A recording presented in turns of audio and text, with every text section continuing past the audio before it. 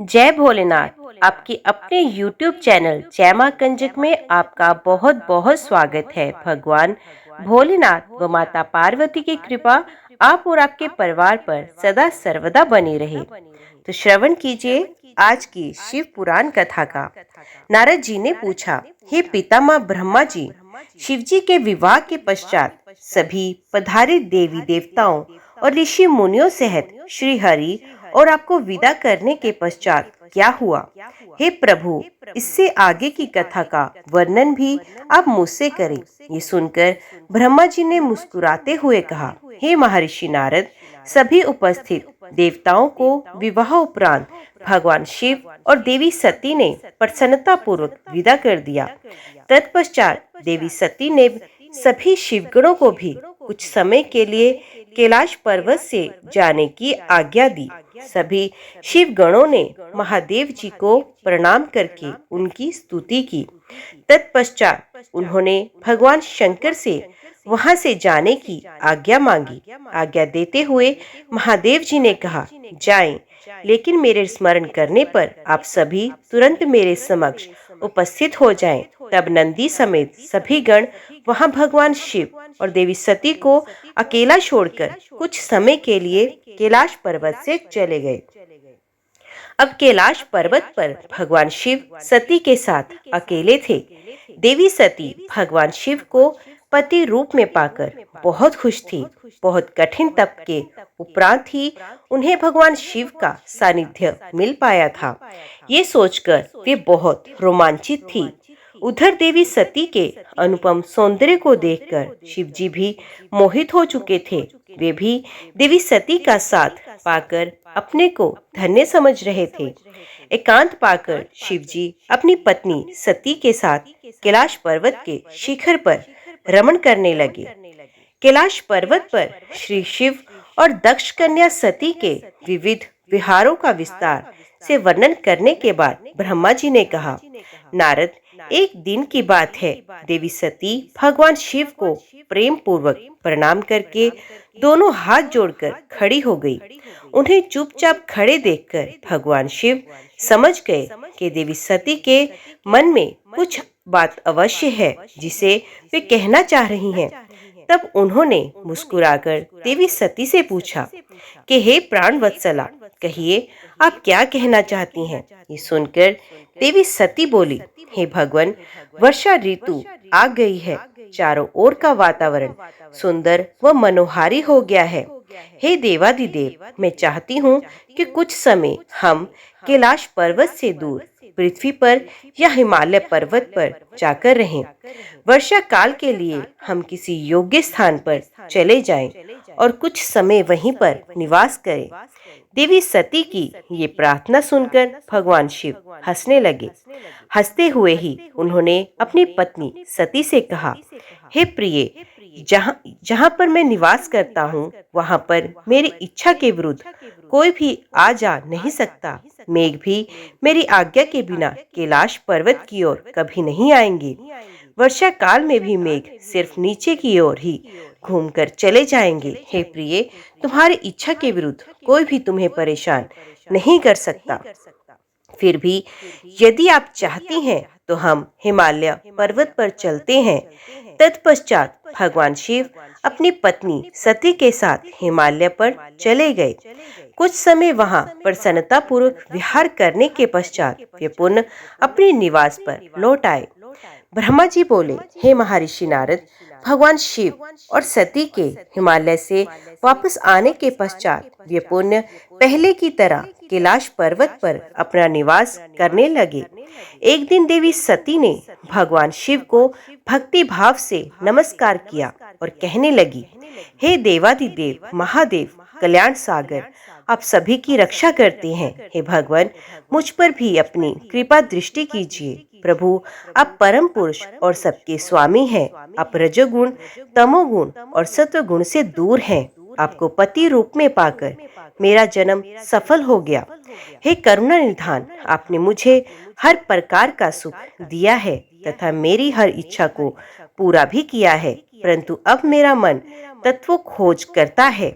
मैं उस परम तत्व का ज्ञान प्राप्त करना चाहती हूँ जो सभी को सुख प्रदान करने वाला है। जिस प्रकार जीव संसार के दुखों और मोह माया से मुक्त हो जाता है और उसका उद्धार हो जाता है, प्रभु मुझ पर कृपा कर आप मेरा ज्ञान वर्धन करें। ब्रह्मा जी बोले, मुने, इस प्रकार आदि शक्ति देवी सती ने जीवों के उद्धार के लिए भगवान शिव से प्रश्न किया।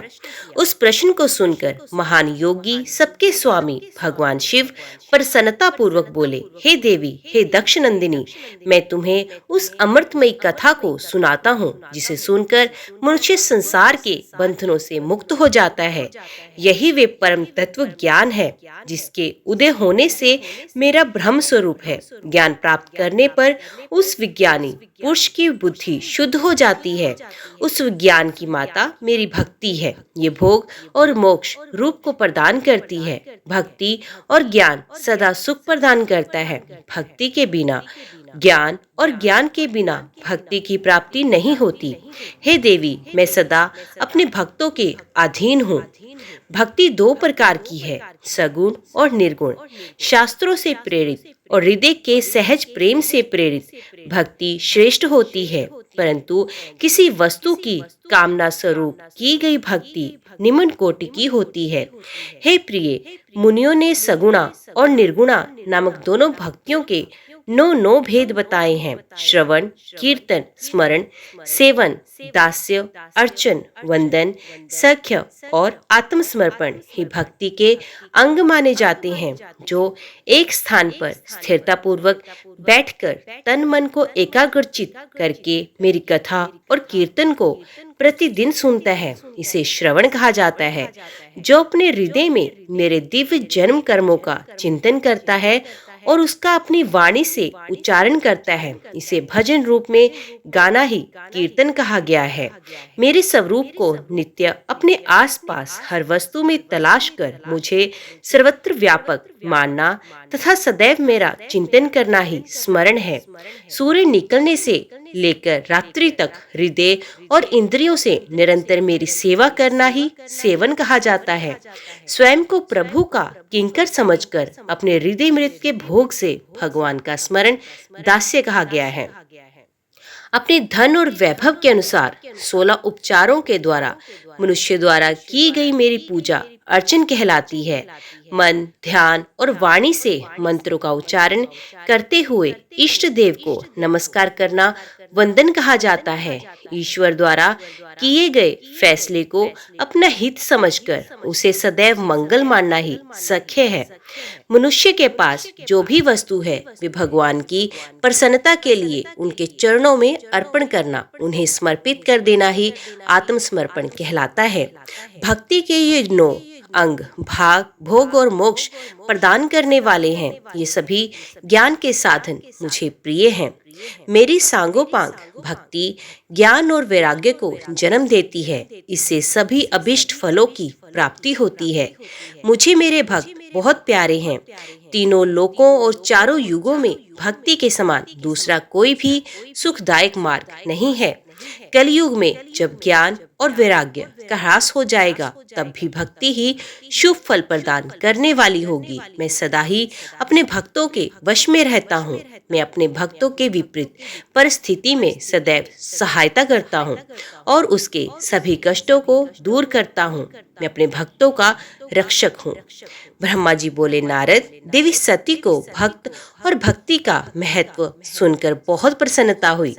उन्होंने भगवान शिव को प्रणाम किया और पुनः शास्त्रों के बारे में पूछा। वे जानना चाहती थी कि सभी जीवों का उद्धार करने वाला, उन्हें सुख प्रदान करने वाला, सभी साधनों का प्रतिपादक शास्त्र कौन सा है। वे ऐसे शास्त्र का महात्म्य सुनना चाहती थी।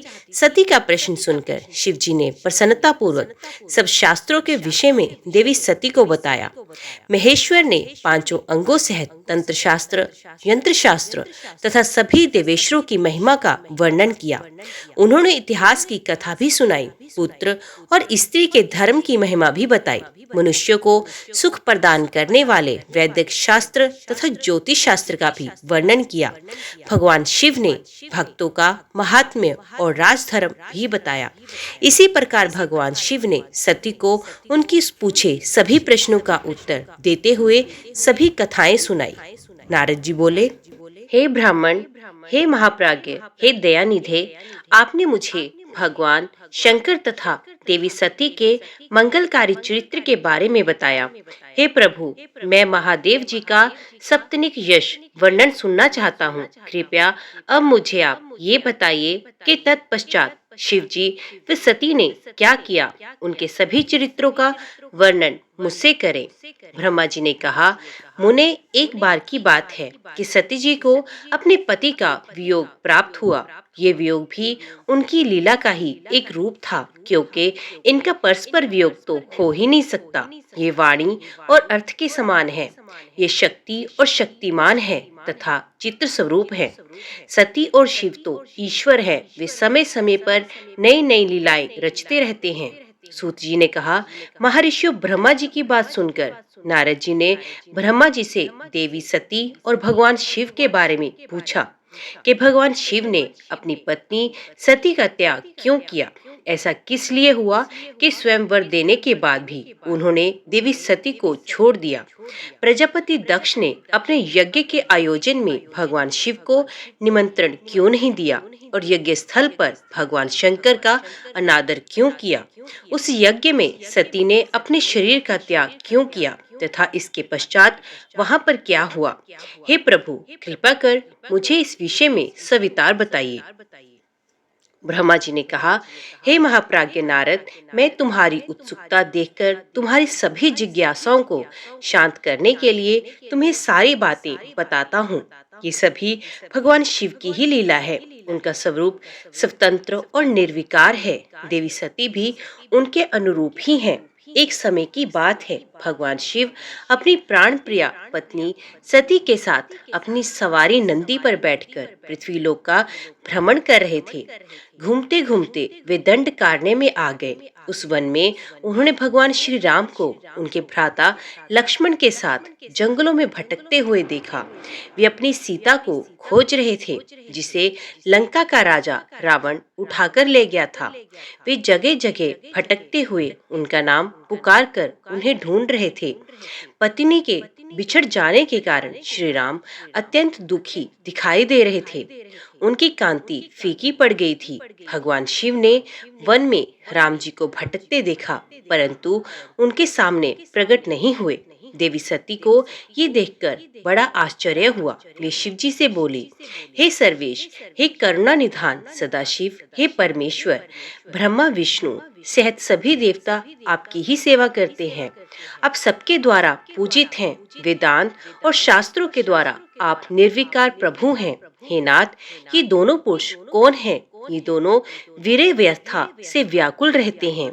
ये दोनों धनुर्धर वीर जंगलों में क्यों भटक रहे हैं? भगवान, इनमें ज्येष्ठ पुरुष की अंग कांति नील कमल के समान श्याम है। आप उसे देखकर इतना आनंद विभोर क्यों हो रहे हो? अपने प्रसन्नता पूर्वक उन्हें प्रणाम क्यों किया? स्वामी कभी भक्त को प्रणाम नहीं करता। हे कल्याणकारी शिव, आप मेरे संशय को दूर कीजिए। मुझे इस विषय में बताइए। ब्रह्मा जी ने कहा, नारद, कल्याणमयी आदिशक्ति देवी सती ने जब भगवान शिव से इस प्रकार प्रश्न पूछने आरंभ किए तो देवों के देव महादेव भगवान हंसकर बोले, देवी, ये सभी तो पूर्व निर्धारित है। मैंने उन्हें दिए गए वरदान स्वरूप ही उन्हें नमस्कार किया। ये दोनों भाई सभी वीरों द्वारा सम्मानित हैं। इनके शुभ नाम श्री राम और लक्ष्मण हैं। ये सूर्यवंशी राजा दशरथ के पुत्र हैं। इनमें गोरे रंग के छोटे भाई साक्षात शेष के अवतार हैं तथा उनका नाम लक्ष्मण है। बड़े भाई श्री राम भगवान विष्णु का अवतार है। धरती पर इनका जन्म साधुओं की रक्षा और पृथ्वी वासियों के कल्याण के लिए हुआ है। भगवान शिव की ये बातें सुनकर सती को विश्वास नहीं हुआ।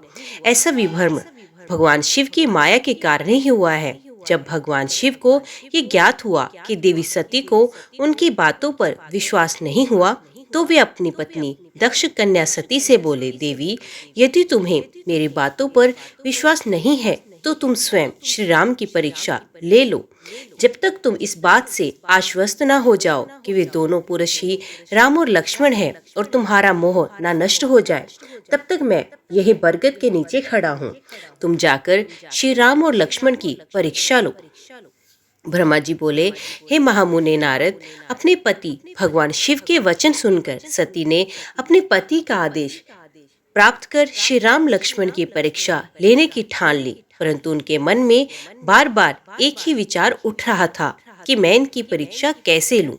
तब उनके मन में ये विचार आया कि मैं देवी सीता का रूप धारण कर श्री राम के सामने जाती हूँ। यदि वे साक्षात विष्णु जी का अवतार हैं तो वे मुझे आसानी से पहचान लेंगे, अन्यथा वे मुझे पहचान नहीं पाएंगे।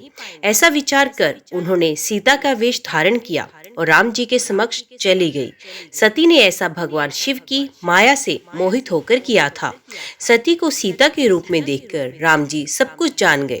वे हंसते हुए देवी सती को प्रणाम करके बोले, हे देवी सती, आपको मैं नमस्कार करता हूँ। हे देवी, आप तो यहाँ हैं, परंतु त्रिलोकीनाथ भगवान शिव कहीं भी दिखाई नहीं दे रहे। बताइए देवी, आप इस निर्जन वन में अकेली क्या कर रही हैं? और आपने अपने परम सुंदर और कल्याणकारी रूप को त्याग कर यह नया रूप क्यों धारण किया? श्री रामचंद्र जी की बातें सुनकर देवी सती आश्चर्यचकित हो गई। तब वे शिव जी की बातों का स्मरण कर तथा सच्चाई को जानकर बहुत शर्मिंदा हुई और मन ही मन अपने पति भगवान शंकर के चरणों का स्मरण करती हुई बोली, हम अपने पति कर्णनिधान भगवान शिव तथा अन्य पार्षदों के साथ पृथ्वी का भ्रमण करते हुए इस वन में आ गए थे। यहाँ आपको लक्ष्मण जी के साथ सीता की खोज में भटकते हुए देखकर भगवान शिव ने आपको प्रणाम किया और वो वहीं बरगद के पीछे खड़े हो गए। आपको वहां देख भगवान शिव आनंदित होकर आपकी महिमा का गान करने लगे। वे आपके दर्शनों से आनंद विभोर हो गए। मेरे द्वारा इस विषय में पूछने पर जब उन्होंने मुझे बताया कि आप श्री विष्णु का अवतार हैं, तो मुझे इस पर विश्वास ही नहीं हुआ और मैं स्वयं आपकी परीक्षा लेने के लिए यहाँ आ गई। आपके द्वारा मुझे पहचान लेने से मेरा सारा भ्रम दूर हो गया। हे श्री हरि, अब मुझे आप ये बताइए कि आप भगवान शिव के भी वंदनीय कैसे हो गए? मेरे मन में यही एक संशय है। कृपया आप मुझे इस विषय में बताकर मेरे संशय को दूर कर मुझे शांति प्रदान करें। देवी सती के ऐसे वचन सुनकर श्री राम प्रसन्न होते हुए तथा अपने मन में शिवजी का स्मरण करते हुए प्रेम विभोर हो उठे। वे प्रभु शिव के चरणों का चिंतन करते हुए मन में उनकी महिमा का वर्णन करने लगे। श्री राम बोले, हे देवी सती, प्राचीन काल की बात है। एक बार भगवान शिव ने अपने लोक में विश्वकर्मा को बुलाकर उसमें एक मनोहर गौशाला बनवाई जो बहुत बड़ी थी। उसमें उन्होंने एक मनोहर विस्तृत भवन का भी निर्माण करवाया।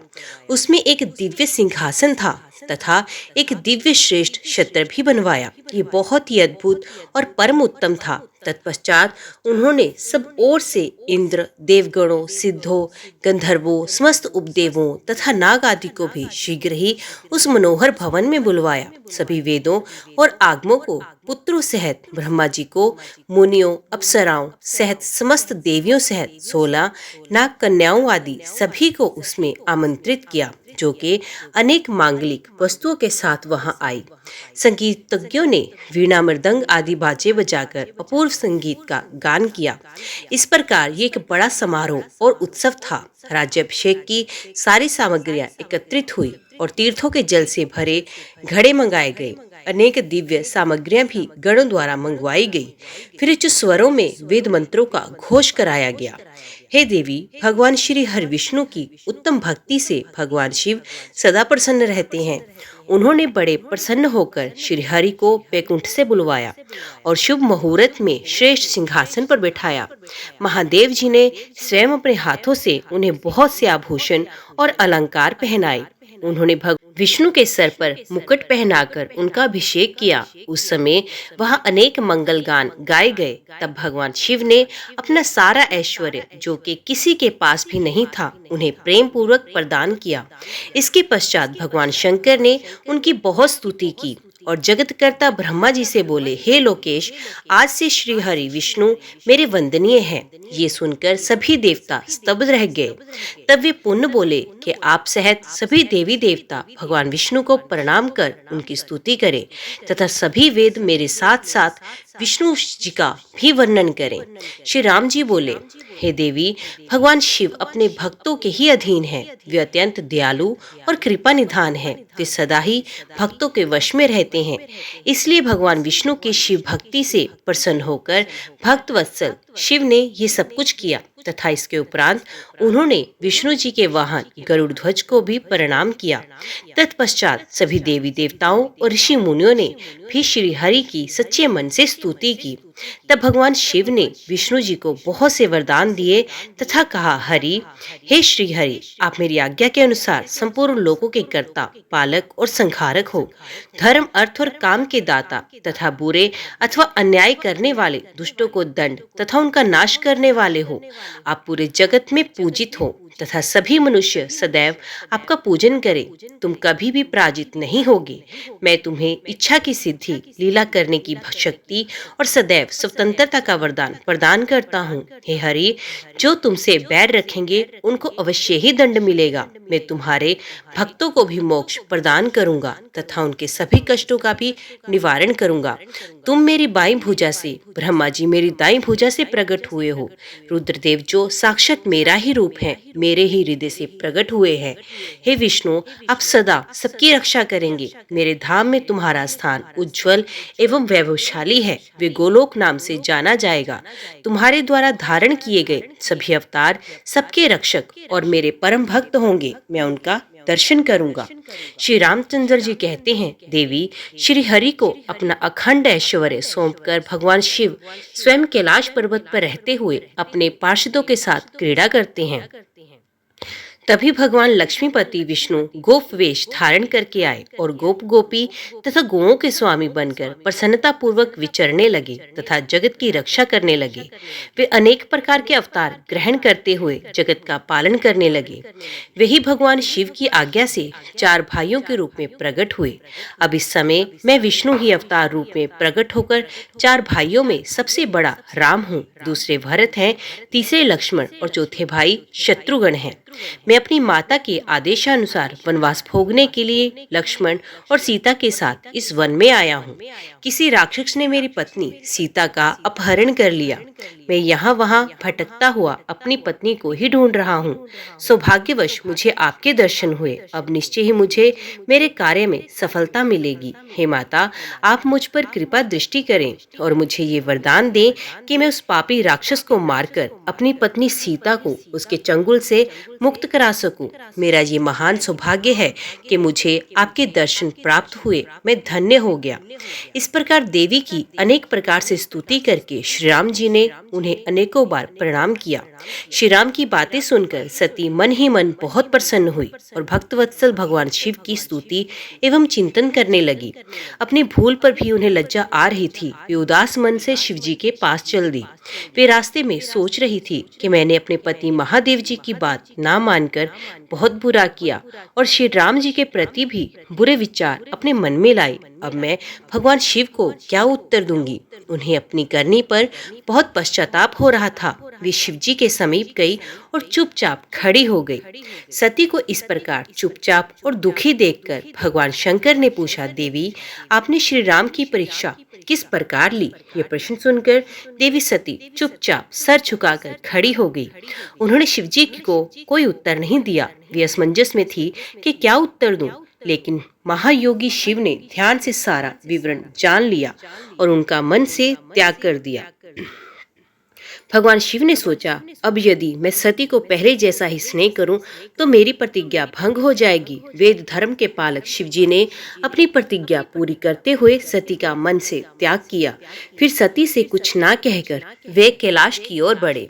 मार्ग में सबको, विशेषकर सती जी को सुनाने के लिए कोई आकाशवाणी हुई कि महायोगी शिव, आप धन्य हैं। आपके समान तीनों लोकों में कोई भी प्रतिज्ञा पालक नहीं है। इस आकाशवाणी को सुनते ही देवी सती शांत हो गई। उनकी कांति फीकी पड़ गई। तब भगवान शिव से पूछा, हे प्राणनाथ, आप आपने कौन सी प्रतिज्ञा की है, कृपया आप मुझे भी बताइए। परंतु भगवान शिव ने विवाह के समय भगवान शिव विष्णु के समक्ष जो प्रतिज्ञा की थी उसे सती को नहीं बताया। तब देवी सती ने भगवान शिव का ध्यान करके उन सभी कारणों को जान लिया जिसके कारण भगवान ने उनका त्याग किया। त्याग देने की बात जानकर देवी सती अत्यंत दुखी हो गई। दुख बढ़ने के कारण उनकी आंखों में आंसू आ गए और वे सिसकने लगी। उनके मनोभावों को समझकर और देवी सती की ऐसी हालत देखकर भगवान शिव ने अपनी प्रतिज्ञा की बात उनके सामने नहीं कही। तब सती का मन बहलाने के लिए शिव जी उन्हें अनेकानेक कथा सुनाते हुए कैलाश की ओर चल दिए। कैलाश पर पहुंचकर शिव जी अपने स्थान पर बैठकर समाधि लगाकर ध्यान करने लगे। सती ने दुखी मन से अपने धाम में रहना शुरू कर दिया। भगवान शिव को समाधि में बैठे हुए बहुत समय व्यतीत हो गया। तत्पश्चात शिव जी ने अपनी समाधि तोड़ी। जब देवी सती को पता चला तो वे तुरंत शिव जी के पास दौड़ी चली आई। वहां आकर उन्होंने शिव जी के चरणों में प्रणाम किया। भगवान शिव ने उन्हें अपनी सम्मुख आसन दिया और उन्हें प्रेम पूर्वक बहुत सी कथाएं सुनाई। इससे देवी सती का शोक दूर हुआ। परंतु शिव जी ने अपनी प्रतिज्ञा नहीं तोड़ी। हे नारद, ऋषि मुनि आदि सभी शिव और सती की इन कथाओं को उनकी लीला का ही रूप मानते हैं, क्योंकि वे तो साक्षात परमेश्वर हैं, एक दूसरे के पूरक हैं। भला उनमें वियोग कैसे संभव हो सकता है? सती और शिव वाणी और अर्थ की भांति एक दूसरे से मिले हुए हैं। उनमें वियोग होना असंभव है। उनकी इच्छाओं और लीलाओं से ही उनमें वियोग हो सकता है। ओम नमः शिवाय। तो आज की वीडियो में इतना ही। उम्मीद करती हूँ वीडियो आपको पसंद आई होगी। वीडियो पसंद आई हो तो वीडियो को लाइक और चैनल को सब्सक्राइब जरूर कीजिएगा और कमेंट बॉक्स में ओम नमः शिवाय लिखना ना भूलिएगा। तो मिलते हैं अगले अध्याय के साथ। तब तक के लिए देखते व सुनते रहिए। जय मां कंजक, जय माता दी।